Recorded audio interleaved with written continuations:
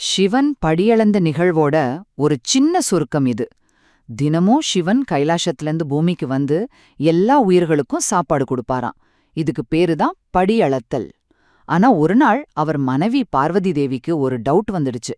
உண்மையிலேயே ஒரு உயிர் கூட விடாம எல்லாத்துக்கும் சாப்பாடு கொடுக்கறானான்னு. அந்த சோதனைய பத்தி தான் இப்ப பார்க்க போறோம். முதலாவதா பார்வதியோட சோதனை.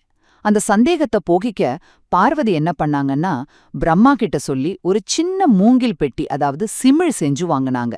அதுக்குள்ள ஒரு எறும்ப வச்சு அதுக்கு சாப்பாடா ஒரே ஒரு திணை அரிசியையும் உள்ள போட்டு அந்த சிமிழை நல்லா மூடி தன்னோட சேலை தலைப்புல இறுக்கமா முடிஞ்சுக்கிட்டாங்க. ரெண்டாவதா சிவனோட பதில்.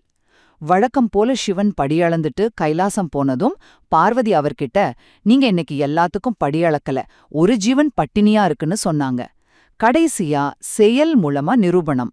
பார்வதி தன்னோட சேலை முடிச்ச அவுத்து அந்த சிமிழ தொறந்து பார்த்தப்போ எல்லாரும் ஆச்சரியப்படுற மாதிரி உள்ள இருந்த எறும்பு அந்த திணை அரிசிய சாப்பிட்டுட்டு இருந்துச்சு. இதிலிருந்து என்ன தெரியுது? சிவனோட படியளக்கிற செயல் எங்கேயோ மறைக்க முடியாது, எல்லா உயிர்கிட்டயும் அது போய் சேரும்னு நிரூபணமா ஆச்சு.